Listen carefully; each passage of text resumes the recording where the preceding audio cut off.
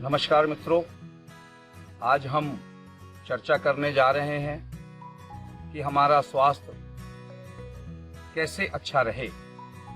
और अच्छा रहने में सबसे महत्वपूर्ण जो बात होती है वह हमारा भोजन होता है। यदि हमारा भोजन ठीक हो तो हम अपने आप स्वस्थ रहते हैं। वर्तमान युग में हम देखते हैं ये फास्ट फूड के कारण लोगों का स्वास्थ्य लगातार बढ़ता जा रहा है।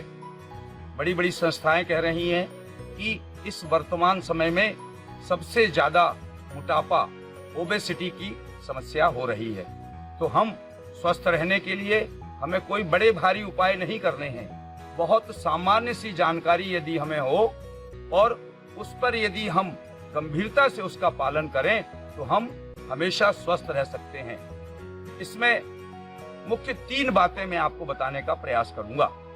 हमारे भोजन में 3 प्रकार का भोजन शामिल होता है। पहला, जो भोजन हम करते हैं वह जमीन के अंदर पैदा होता है, जिसमें आलू हो गया, प्याज हो गया, लहसुन हो गया। इस प्रकार का भोजन हमारे थाली में अक्सर परोसा जाता है। दूसरा होता है जो जमीन के ऊपर पैदा होता है और वह अपन ऐसा कह सकते हैं 3 से 4 फुट की हाइट में जो पैदा होता है, जैसे भटे हो गए, भिंडी हो गए इत्यादि। और तीसरे प्रकार का जो भोजन हम करते हैं जो कि जिसे हम कहते हैं हवा में पैदा होता है या जो बेल में लगता है। बेल में लगने वाला देखिए आपका इतना बड़ा कद्दू बेल में लगता है, लौकी, तरोई, परवल, गिलकी, यह सब बेल में लगती हैं।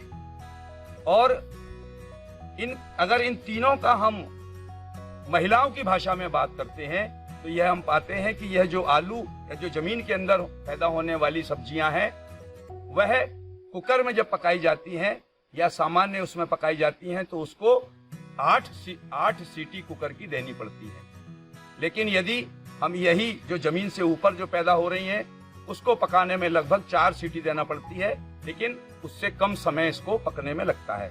लेकिन जो हवा में पैदा होती है, जो बेल में पैदा होती है, वह 1 सीटी में पक जाती हैं, उसको पकाने में कम समय लगता है।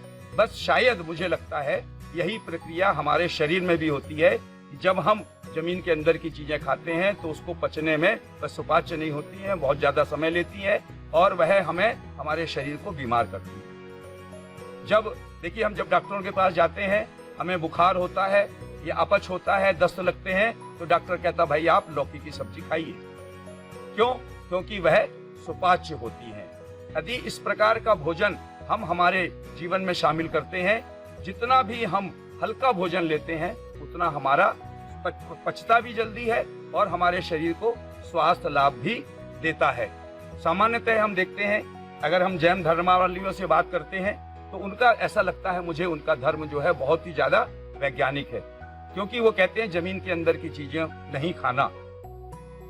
तो उनके यहाँ इसीलिए कहा गया है कि जमीन के अंदर की चीजें पचती नहीं हैं, इसलिए उनके यहाँ इसको मनाही की गई थे। वे कहते हैं इसमें जीवाणु होते हैं, कीटाणु होते हैं, इसलिए इसे नहीं खाना। सामान्य जन को समझाने के लिए धार्मिक बातों में इसी प्रकार से समझाया जाता है।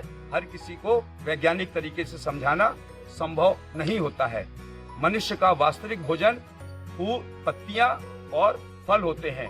आप देखिए जब उपवास भी होता है तो हम फल ही खाते हैं, इसको हम फलाहार कहते हैं। और फलाहार के माध्यम से आदमी यह जो अपने आप उसमें जो है आपको स्वास्थ्य लाभ मिलता है। हमारे यहाँ कहा गया कि हफ्ते में कम से कम 1 दिन उपवास करना चाहिए।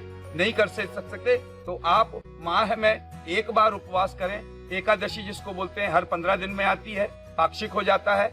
इस प्रकार से यदि आपका भोजन पर नियंत्रण शुरू हो जाता है तो आप अपने आप स्वस्थ रहते हैं। तो कोशिश करिए जब आप स्वस्थ, लेकिन एक बात और है कि आप किसी भी प्रकार का भोजन करने के लिए स्वतंत्र हैं। यदि आप बहुत ज्यादा मेहनत करते हैं, बहुत ज्यादा पसीना बहाते हैं, लेकिन यदि आप सॉफ्टवेयर इंजीनियर हैं, बैठकर काम करने का आपका दिन भर का काम है, आप व्यापारी हैं, ज्यादा आप घूम फिर नहीं पाते हैं, तो अपने स्वास्थ्य को बनाने के लिए यदि आप इन 3 बातों का ध्यान रखेंगे, सुपाच्य भोजन यदि आप करेंगे, समय से यदि आप भोजन करेंगे, तो निश्चित रूप से आपका जो स्वास्थ्य वह जो है हमेशा आप स्वस्थ रहेंगे। बहुत बहुत आप हमेशा स्वस्थ रहें। बहुत बहुत शुभकामनाएं। नमस्कार।